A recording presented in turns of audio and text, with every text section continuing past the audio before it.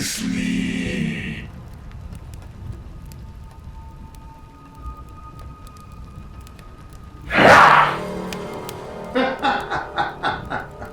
Nice try. You really think I'd be dumb enough to fall for that? Yes. Yeah, well, I'm not, okay? And what do you think you're gonna find in there? One of these spells turned Robert into you. There has to be a spell in here somewhere to reverse it. What a fool. I think you should ask yourself one question.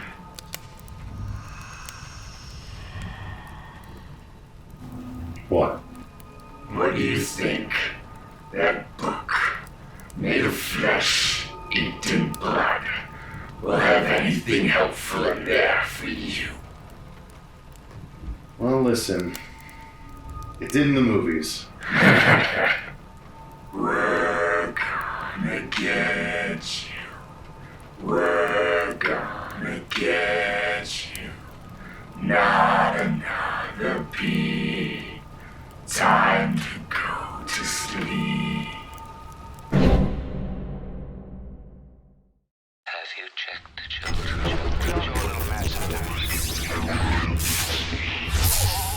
Hi, I'm Chucky. Wanna play? Sometimes that is better.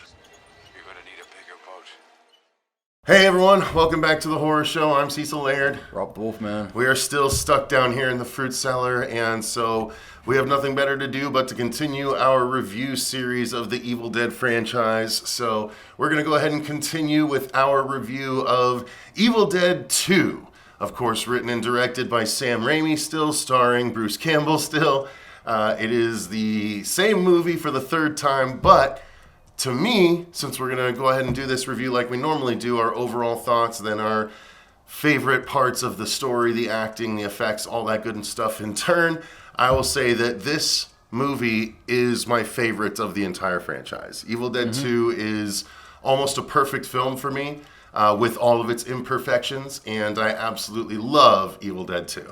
I wholeheartedly agree. As much as I have the love and like the nostalgia for the first Evil Dead 2 it perfected the story and it just ramped it up. Yeah. It was that perfect blend of horror and comedy, and being at the age that I was when I first saw this, it definitely, there was times where it creeped me out. It grossed me out, but it also made me laugh.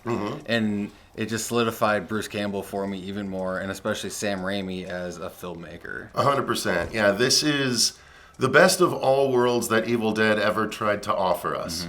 So it's still scary, but it's got a lot of laughs. It's got tremendous effects. Mostly, all basically practical at this point, in time. A little bit of digital with the warp tunnel and stuff like that. It's some. But still, such an amazing movie, and again, easily the best in the franchise. So story-wise, it's the exact same as Evil Dead and Within the Woods was.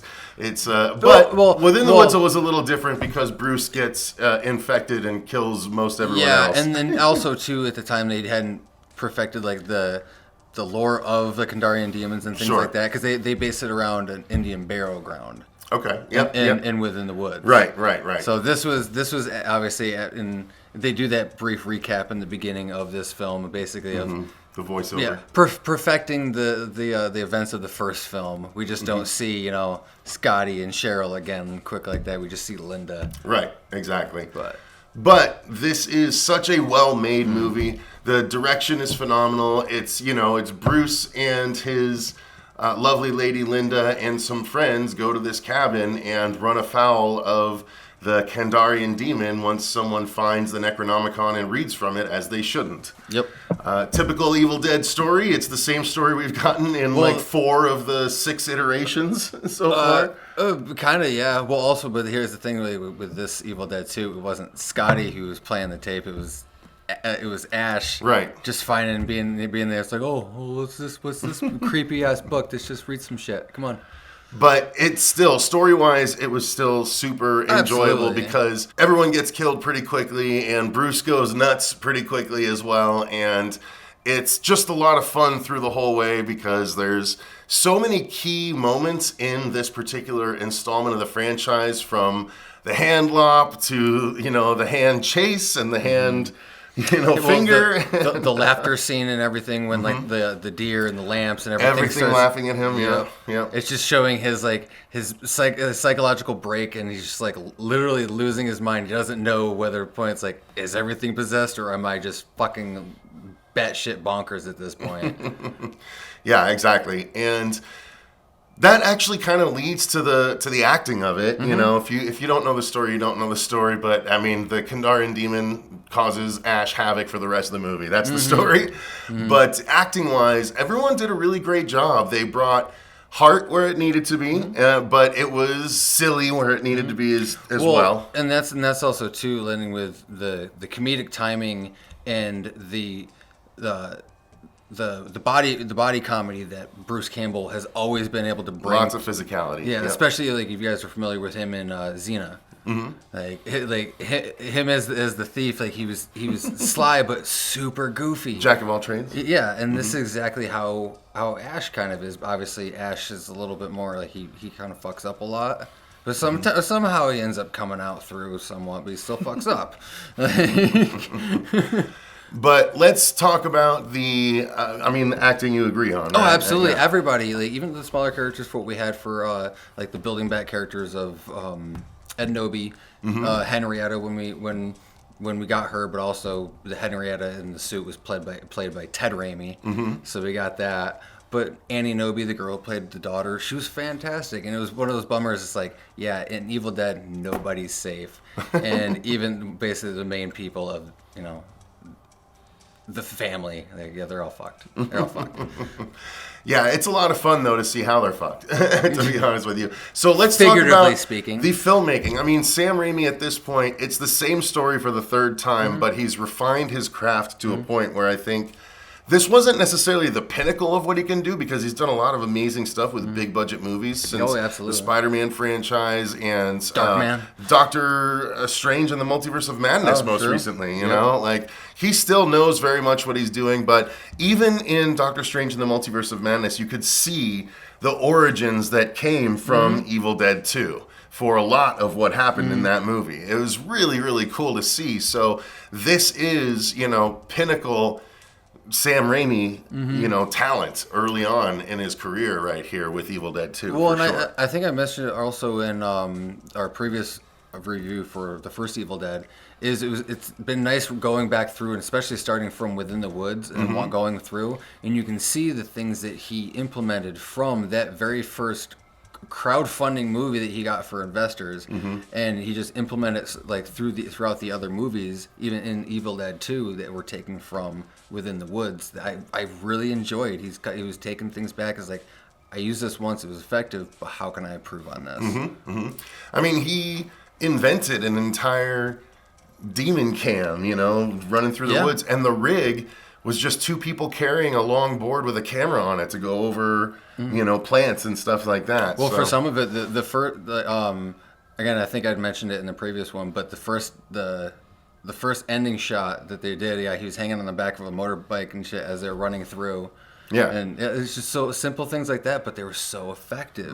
Indeed. Sound design. Yeah, sound design is phenomenal. I mean, again, the laughing scene is one of the best examples, but all of the whispers in the background, the demon rushing at you, sound effects, all the crazy stuff, the laughing scene, the sound design was top notch through the entire film in this one. There are a couple funny parts that do kind of make me giggle now that I look back at it like later in the years since I've originally watched it.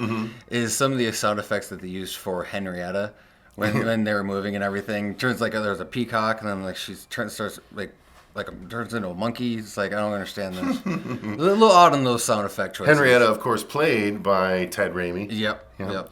So, I mean, the effects are something that we absolutely have to talk about because it's pinnacle practical effects, and it's stuff that, Bruce still has nightmares about, especially that the wall blood, the fountain of blood coming from the wall scene. that was just an indicator of what Bruce had coming his way down the line with the amount of blood he'd be soaked with because of this franchise. Yeah, it was funny to see like him talking about that in an interview. It's like I basically have PTSD of just because half the time he wouldn't know like when Sam would throw blood on him and everything like that, and like take the pipe bursting scene.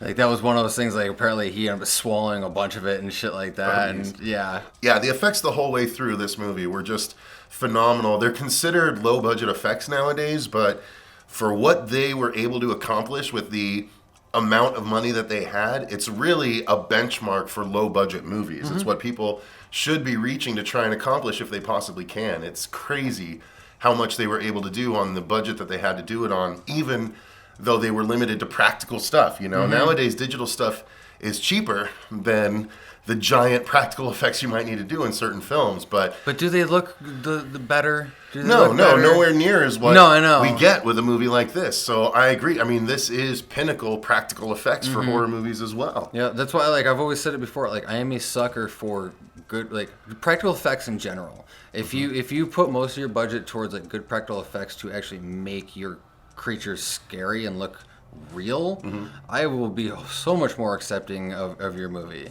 But with Evil Dead, though, it's like especially in the beginning when we have Deadite Ash rising up and whatnot from after being attacked, that looks so damn good. And then even the later scene when he gets repossessed. But again, we got the lighting that plays in with it as well. We have the makeup for Evil Ed after he gets possessed from getting thrown up against the wall from I think it was Henrietta.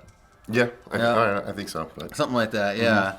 But it's like those effects were so effective and creepy. Like again, he had one of those things like the multi-layered mouth. Yeah, he had like 6 rows of like teeth just like folded into his mouth. Amazing. Like, it was fantastic. And it's nightmare fuel. It's true nightmare fuel, and because it's practical, it feels so much more real. That's part of what sets this one apart. It makes those people. It's like you're renting a cabin and shit. It's like, oh god, it makes you think. It's like the Cabin in the Woods movie. But yeah. So yeah. Guys, I think that's as much as we need to say about this movie. Evil Dead 2, if you haven't seen it, why not at this point? It's classic horror cinema. It's classic Bruce Campbell. It's classic Sam Raimi. It's classic in so many different ways. If you haven't, you're just doing yourself a disservice at this point. So make sure you go watch Evil Dead 2, the pinnacle of this entire franchise overall. That is until we see Evil Dead Rise. We haven't seen that yet. That's coming out soon. I don't know. It's like... As hopeful I am, it'll be hard to surpass Evil Dead. I was just about to say, as hopeful as I am of Evil Dead Rise, it's still not going to top Evil Dead 2. No, it's not going to. So, thank you guys very much for watching. Thank you to all of our patrons for supporting the channel the way that you do.